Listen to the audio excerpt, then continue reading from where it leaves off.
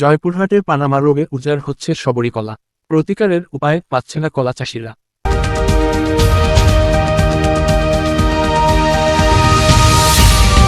জয়পুরহাটের সবরি জাতের কলা প্রচুর পরিমাণে চাষ হয়। প্রতি বছর কলার বাম্পার ফলন হলেও এবার গাছফাটা ও পচন রোগে আক্রান্ত হয়েছে সবরির মানিক কলা ক্ষেতগুলো। সঠিক চিকিৎসার অভাবে এ জাতের কলা হারিয়ে যাওয়ার আশঙ্কা করছেন জেলার কলা চাষিরা।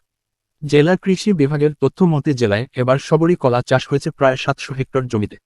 এ জাতের কলা চাষিরা বলেন, মানিক কলার যে রোগ ব্যাধি, এটা কৃষি বিভাগ যদি উত্তরগুণা নেয় তাহলে এই কলা চাষ করা যাবে, তাছাড়া যাবে না। কলার ওই হওয়ার পর কিছুদিন হয়, হওয়ার টাইমে ভালোই হয়, হওয়ার পর ম্যাংরা পোকা লাগে, মঞ্জার থেকে মরে যায় এবং ওই গাছগুলো আনতে পারি না আমরা চিকিৎসা করেও। তো একমাত্র পোকা, এই পোকাটা নিধন করতে পারলে গাছ ভালোভাবে মানুষের লাগাবে প্রচুর পরিমাণে। আগে আমি একজন কলা চাষি, কৃষক, কলা চাষ করতাম আগে। কিন্তু বর্তমানে আগে সবজি কলাটাই চাষ করতাম। ওটা অঞ্চলে এই রোগটা দেখা দিত না। বর্তমানে যে রোগটা দেখা দিচ্ছে, আপনার মাঝি নষ্ট হয়ে যায় এবং কলার গাছ ফাটে যায়। যার জন্য আমি একজন কলা চাষি হিসাবে ওইটা বাদ দিয়ে বর্তমানে এই চাপা কলাটা রোপণ করছি এবং চাপা কলাটা চাষ করি। এবং আমার দেখা দেখিতে এই অঞ্চলের বহু কলা চাষি এই চাপা কলাটাই চাষ করে থাকে। এটা হয়তো 3 মাসের মধ্যেই ফসলটা পাওয়া যায় এবং এটা রোগ বালাইও কম।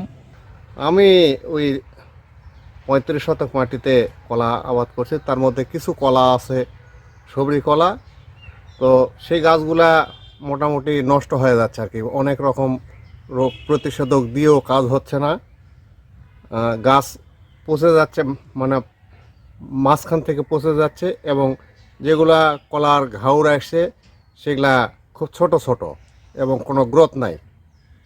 সেই কারণে আমি সবরি কলা বাদ দিয়ে চাপা কলা বা সাগর কলা এরকম অন্য কোনো কলা লাগানোর চিন্তা ভাবনা করতেছি।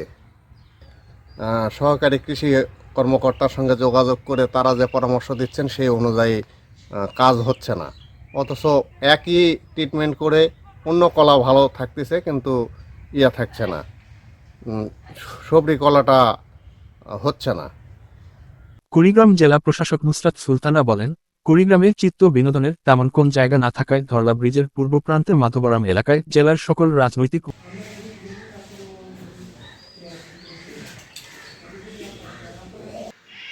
পানামা কলার একটি মারাত্মক রোগ। এই রোগ মাটি বাহিত একটা রোগ। এটা রোগে আক্রান্ত হলে পুরো কলার ক্ষেতই নষ্ট হয়ে যেত এবং কৃষকের ফলন মারাত্মক হুমকির মুখে এসে দাঁড়ায়। এটা আসলে একটা প্যাকেজ এটা কন্ট্রোল করতে গেলে আমাদেরকে প্রথম থেকেই এটা পুরো আবাদ পর্যন্ত এটাকে আমরা একটা চেন মেনটেন করে উৎপাদনটা করতে হবে। সেক্ষেত্রে প্রথমে যে চারাটা আমরা সংগ্রহ করব, মাতৃ গাছ, সে সুস্থ সবল পানামা আক্রান্ত নয় এরকম গাছ থেকে চারা সংগ্রহ করতে হবে। তারপরে এটাকে চারাটাকে আমরা ছত্রাকনাশকের নোইন বা ডাইথেনিয়াম 45 দ্রবণে আমরা 2 গ্রাম পার লিটার এরকম দ্রবণে এটার কর্তিত অংশটা এটা দ্রবণে ডুবায় নিয়ে এটা শুকায়ে তারপরে এটাকে আমরা রোপণ করব। রোপণের আগে মাটিটা যদি আমরা শোধন করে নিতে পারি, চুন দিয়ে ডলচুন ব্যবহার করতে পারি, সেক্ষেত্রে আমাদের এই মাটিবাহিত যে ছত্রাকের আক্রমণটা অনেকাংশে কমে যাবে। তারপর আমাদের সুষম মাত্রার সার ব্যবহার করতে হবে। আবার রোগের আক্রমণ দেখা দেওয়া মাত্রই আমাদের কিন্তু ছত্রাকনাশক ব্যবহার করতে হবে। এক্ষেত্রে টিল্ট একটা ভালো ছত্রাকনাশক, 1/2 ml পার লিটার যদি আমরা প্রায় 20-25 দিন পর পর যদি এটা আমরা কলা বাগানে কলা গাছে যদি এটা স্প্রে করতে পারি, তাহলে এই পানামা রোগের আক্রমণ থেকে কলা গাছগুলো রক্ষা পাবে, রোগ প্রতিরোধ ক্ষমতা গড়ে উঠবে। যেমন উপরে পটাশের উপর প্রয়োগ আমরা গাছ প্রতি 50 থেকে 100 গ্রাম পরিপ্রয়োগ করব, যখন ইউরিয়া সার দেবো তখন যেন আমরা পটাশিয়ামটা প্রয়োগ করি। সেক্ষেত্রে এই ছত্রাক বিরোধিত রোগের যে ফিউজেরিয়াম অক্সিস্পোরাম দ্বারা যে আমাদের পানামার ছড়াচ্ছে রোগটা, সেই রোগ প্রতিরোধ হবে। তাছাড়া আমরা অনেক বায়োপেস্টিসাইড আছে যেটা এই পানামা রোগ কন্ট্রোলে ব্যবহার হচ্ছে, সেটাও আমরা ব্যবহার করতে পারি।